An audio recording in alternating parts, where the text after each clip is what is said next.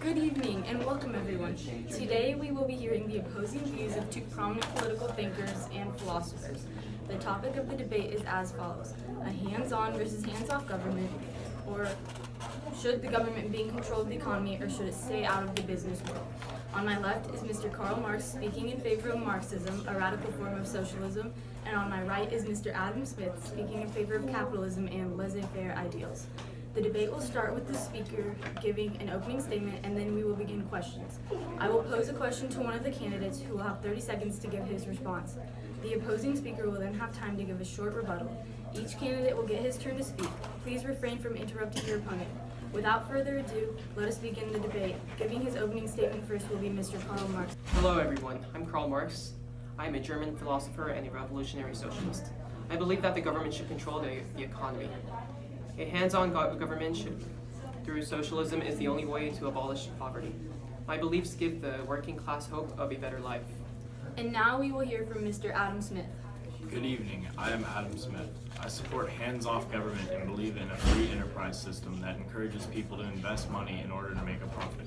Capitalism and economic liberty guarantee economic progress, and government should not regulate the marketplace. Now we will begin the question portion of the debate. First question goes to Mr. Marx. Do you believe specialization of labor should be practiced within an economy? Why or why not? Definitely not. When workers specialize on one specific task, the workforce as a whole becomes much less skilled than if one person did the entire job themselves. Each worker only performs a specific job, which requires much less training. This also makes workers much too dependent on their employers, which gives the employers too much power. That's time. Mr. Smith, you may speak. Specialization and the division of labor allows products to be made much more efficiently, in my book. An inquiry to the nature of causes of wealth of nations, you can read about how differentiation of skills leads to increased productivity. Take a pen, for example. One person making an entire pen can produce maybe 1 pen a day. If 10 people each specialize in a different task, together they can make hundreds of pens each day. Time. Next question. Mr. Marx, what is your position on free enterprise and why? I believe there should be no free enterprise. The government should control all productions and make decisions based on the needs of society.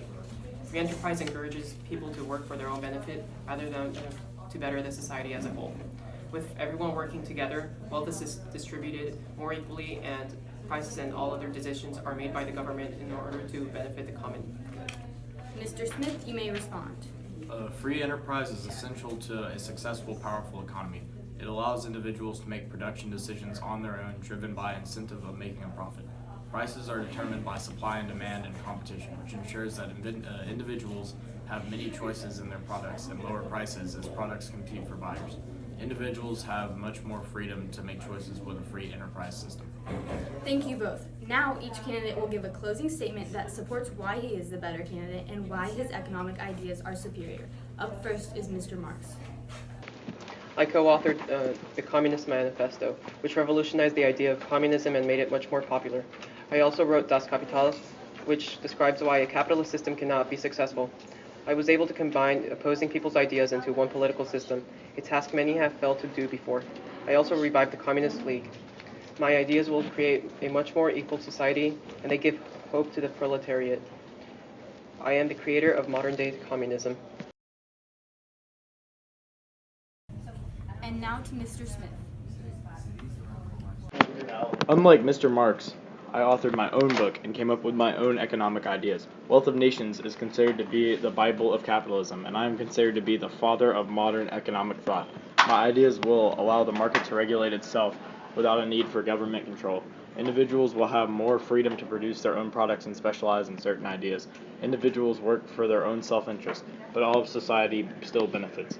Communist ideas like those of Mr. Marx have proved to be unsuccessful, but mine are sure to withstand the test of time. Thank you to both of these gentlemen for their insightful opinions. We wish them the best of luck in this year's upcoming elections. Thank you for tuning in. Till next time.